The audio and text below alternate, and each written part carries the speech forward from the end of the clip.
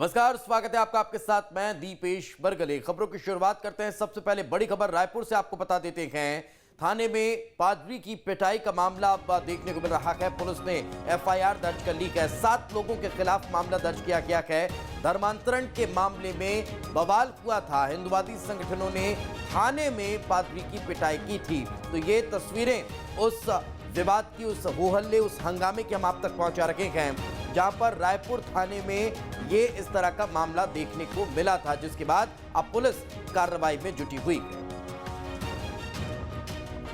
तो हिंदुवादी संगठन बताए जा रखे हैं जिनके द्वारा पादरी पर थाने के अंदर हमला किया गया था, जिसके बाद अब पुलिस ने एफआईआर दर्ज कर ली है और मामले की तलाश छानबीन में जुटी हुई है। 7 लोगों के खिलाफ ये मामला दर्ज किया गया है। धर्मांतरण का मसला था और इसी धर्मांतरण के मसले को लेकर हिंदुवादी संगठनों ने थाने में हंगामा किया, हो हल्ला किया और यहां तक कि पादरी के साथ पिटाई भी की है, मारपीट भी की है, जिसके बाद अब पुलिस ने संज्ञान लेते हुए 7 लोगों के खिलाफ एफआईआर दर्ज कर ली है। और ज्यादा जानकारी के साथ हमारे सहयोगी अंकुश हमारे साथ जुड़ गए हैं। अंकुश, क्या ताजा जानकारी? देखिए, पूरा मामला जो है धीरे धीरे बड़ा हो रहा है। दरअसल धर्मांतरण की शिकायत को लेकर पुरानी बस्ती थाने में पूरा एक विरोध प्रदर्शन किया जा रहा था। विरोध प्रदर्शन के दौरान पुलिस ने जिन लोगों के ऊपर आरोप लगे थे उनको थाने बुलाया था और थाने बुलाने के बाद वहां से जो अंदर से जानकारी निकल कर आई है उसमें कहा यह जा रहा था कि उनसे पूछताछ के बाद उन्हें छोड़ा जा रहा था। लेकिन कुछ हिंदू संगठन के लोग इस बात से नाखुश थे और स्थिति ये बनी कि तनावपूर्ण होते होते मामला थाने के अंदर तक पहुंचा और टीआई के केबिन में वो एक 2 लोगों को जिनको बुलाया गया था उनके साथ मारपीट की नौबत बनी। मारपीट की स्थिति इतनी गंभीर हो रही थी कि पुलिस बल कम पड़ रहा था और पुलिस बल को आसपास के थानों से पुलिस बुलानी पड़ी, तब जाके मामला थमा है। कानून व्यवस्था पर सवाल खड़े होते हैं अंकुश कि आखिर थाने के अंदर भी लोग सुरक्षित नहीं हैं। बिल्कुल, निश्चित तौर पर जिस तरीके से पूरी घटना घटित हुई है उससे सवाल खड़े होते हैं और सवाल खड़े होने का कारण ये है कि जब एक भीड़ इकट्ठी होती है और थाने के अंदर खासकर टीआई केबिन के अंदर किसी से मारपीट करने पे वो आमादा हो जाए तो बिल्कुल सवाल खड़े होते हैं। और उसमें दीपेश एक बहुत बड़ा अपडेट है, तत्काल प्रभाव का जो अपडेट अभी आ रहा है कि थाने के प्रभारी जो यदुमणि सिदार जो टीआई हैं उनको तत्काल प्रभाव से हटा दिया गया है, उनको लाइन अटैच कर दिया गया है। इस पूरी घटनाक्रम को देखते हुए थाने के अंदर जो घटना घटित हुई है उसके बाद से अब पुलिस विभाग का आला प्रशासन भी नाराज है। और यही बात भी सामने आ रही है कि जो लापरवाही हुई है वही वजह है कि इतनी बड़ी कार्रवाई हुई है। थाना प्रभारी को हटा दिया गया है। इस वक्त का बड़ा अपडेट हमारे सहयोगी अंकुश आप तक पहुंचा रखे हैं। तो अपने आप में एक बड़ी खबर निकलकर सामने आ रही है। थाने के अंदर मारपीट हुई और मारपीट जिस तरह से देखने को मिली है, भीड़ एक थाने के अंदर पहुंच गई। टीआई के केबिन के अंदर इस तरह का ये पूरा वाकया सामने आया है, जिसके बाद अब थाना प्रभारी पर गाज गिरती दिखाई दी है। आगे बढ़ते हैं। छत्तीसगढ़ में कांग्रेस और बीजेपी के बीच सियासी बयानबाजी का दौर लगातार जारी है। डी पुरंदेश्वरी के बयान पर मुख्यमंत्री भूपेश बघेल सहित प्रदेश के सभी बड़े कांग्रेस के नेता बीजेपी पर हमलावर हो चुके हैं। सीएम भूपेश बघेल ने बयान दिया था, किसानों और ओबीसी वर्ग का अपमान इसे करार दिया था। सीएम भूपेश बघेल के निशाना साधने के बाद बीजेपी अब बैकफुट पर नजर आ रही है। छत्तीसगढ़ की सियासत में बीजेपी के लिए इन दिनों एक बयान भारी पड़ चुका है। प्रदेश बीजेपी प्रभारी डी पुरंदेश्वरी का बयान अब उन्हीं की पार्टी को बैकफुट पर खेलने को मजबूर कर चुका है। तो वहीं कांग्रेस के लिए रामबाण बन चुका है। कांग्रेस का छोटा हो या बड़ा नेता बीजेपी को घेरने में कोई कोर कसर नहीं छोड़ रहा। कांग्रेस बीजेपी के खिलाफ सड़क पर उतरकर प्रदेश भर में प्रदर्शन कर रही है, तो वहीं नेता बयानों से निशाना साध रहे हैं। ये सरकार किसानों की सरकार है। मुख्यमंत्री मैं तो बाद में हूं, किसान पहले हूं। और इन्होंने किसानों पे थूकने की बात कही है। किसानों के प्रति इनके पार्टी की भावनाएं क्या है पूरे देश देख रहा है। कांग्रेस नेता और प्रदेश सरकार में राज्य मंत्री गुलाब कमरो ने निशाना साधा और बीजेपी को मुद्दा विहीन पार्टी करार दे दिया। हमारे देश के किसान मध्य प्रदेश के बॉर्डर में, दिल्ली बॉर्डर में बैठे हैं। लगातार कई महीने हो गए आंदोलन हो रहे हैं। आज देखेंगे देश में इनकी सरकार है।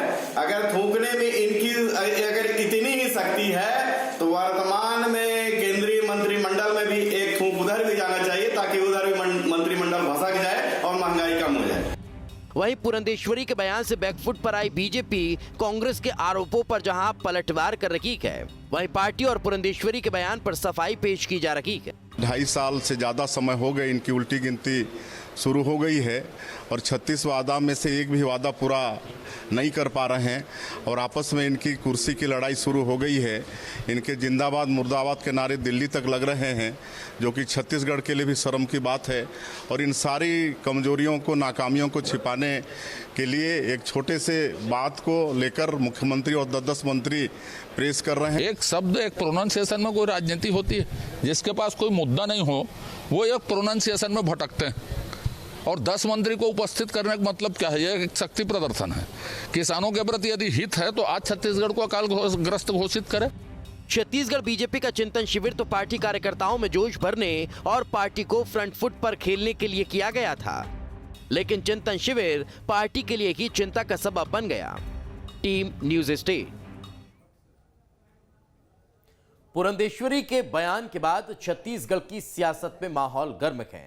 कोरिया में कांग्रेस ने बीजेपी का पुतला फूंका और विधायक गुलाब कमरो ने कहा कि अमर्यादित भाषा को किसी भी हाल में बर्दाश्त नहीं किया जाएगा। तो वहीं बिलासपुर में नेता प्रतिपक्ष धर्मलाल कौशिक ने भूपेश बघेल पर भी निशाना साधा है।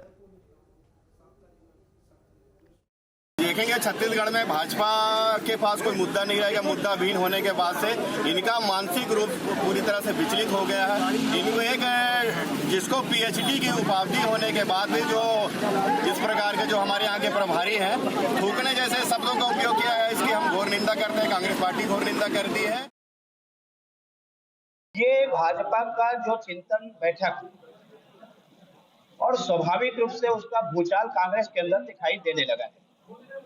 कांग्रेस इतने विचलित हो गए हैं कि लोगों को भ्रमित करने का, दिग्भ्रमित करने का, झूठ बोलने का काम ये कांग्रेस करने लगी है।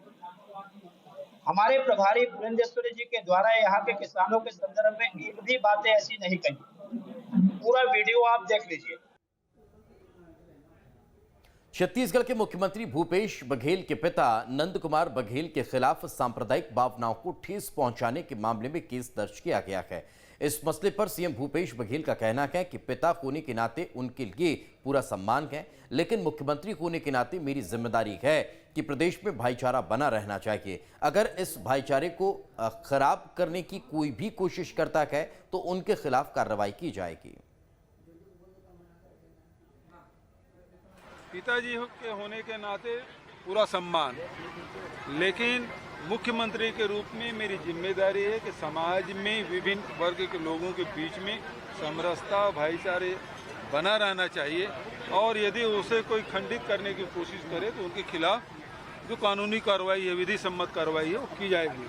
तो उसके तहत यदि उन्होंने किसी समाज के खिलाफ कोई बात कही है तो मुझे उसका दुख है। इस प्रकार से बात नहीं कही जानी चाहिए, लेकिन कानूनी कार्रवाई उनके खिलाफ होगी। दिनांक 2/9/2021 को सर्व ब्राह्मण समाज सुंदरनगर और अन्य जगह से एक शिकायत पत्र प्राप्त हुआ था कि नंद कुमार बघेल द्वारा ब्राह्मण समाज को विरुद्ध कुछ टीका टिप्पणी की गई है, जिसकी जांच उपरांत दिनांक 4/9/2021 को अपराध पंजीबद्ध कर विवेचना किया जा रहा है। रायगढ़ के एक निजी होटल में एक कार्यक्रम आयोजित किया गया, जिसमें manage your mind and make your life पुस्तक का विमोचन किया गया। इस किताब को ओपी जिंदल यूनिवर्सिटी रायगढ़ के फाउंडर बीके स्थापक ने लिखा है। इस मौके पर यूनिवर्सिटी के वाइस चांसलर समेत अन्य भी मौजूद रहे हैं। पुस्तक विमोचन के मौके पर स्थापक ने कहा कि युवाओं को ध्यान में रखते हुए उन्होंने किताब लिखी है। इस किताब के जरिए मन को केंद्रित कर जीवन के लक्ष्यों को कैसे हासिल किया जा सकता है, इन चीजों का समावेश किताब में रहा है। टीचर्स डे के इस अवसर पर सभी शिक्षकगण को ओपी जिंदल परिवार की ओर से हार्दिक शुभकामनाएं प्रेषित करता हूं। आज का ये कार्यक्रम बुक का डॉक्टर बीके स्थापक जी हैं। He is basically founding chancellor of OP Jindal university and it is a very pride moment, honoured for all of us. मैं सोचता रहा कि मनुष्य अपने जीवन में खुशहाल कैसे रह सकता है, और विशेष तौर से जो विद्यार्थी हैं, नवोदित जो है नागरिक वो देश को अपनी सेवाएं दे सकें और स्वयं अपनी प्रगति कर सकें, इसके लिए उनमें आत्मविश्वास कैसे बढ़ाया जा सकता है। इन दो बिंदुओं को लेकर के मैंने विचार किया और नतीजा सामने इस किताब के बारे में है, जिसका शीर्षक है manage your mind and make your life. आप अपने मन का नियंत्रण करें, उसको वश में करें और उसकी शक्ति के द्वारा आप जीवन में जो भी पाना चाहते हैं, अपनी लाइफ जैसे ही बनाना चाहते हैं वो बना सके। छत्तीसगढ़ में शिक्षक दिवस के मौके पर राजभवन में सम्मान समारोह का आयोजन किया गया। इस दौरान प्रदेश के 58 शिक्षकों का सम्मान किया गया। साथ ही 54 शिक्षकों को राज्य शिक्षक सम्मान से भी सम्मानित किया गया। इस दौरान 4 शिक्षकों को साहित्यकारों के नाम पर स्मृति पुरस्कार से सम्मानित किया गया। आपको बता दें कि इस मौके पर मुख्यमंत्री भूपेश बघेल और राज्यपाल अनुसुईया उइके मौजूद रहीं। महान दार्शनिक, चिंतक और शिक्षक पूर्व राष्ट्रपति भारत रत्न डॉक्टर सर्वपल्ली राधाकृष्णन जी का आज जन्मदिन, और अपने जन्मदिन को उन्होंने शिक्षक दिवस के रूप में मनाने का निर्णय लिया। कुछ छात्र उनके आए और उनसे कहा गया, उनसे निमंत्रण किया गया कि आपके जन्मदिन हम लोग मनाना चाहते हैं। तो उन्होंने कहा कि मेरा जन्मदिन आप लोग शिक्षक दिवस के रूप में मनाएं, और तब से ये परंपरा चली आई है कि हम सब बहुत ही श्रद्धापूर्वक उन्हें स्मरण भी करते हैं। और हमारा देश हमेशा से गुरु शिष्य परंपरा यहाँ चला आ रहा है। पहले गुरुकुल भी था और गुरु शिष्य परंपरा भी, और तब से गुरु का जो स्थान है वो सबसे ऊपर रखा गया है।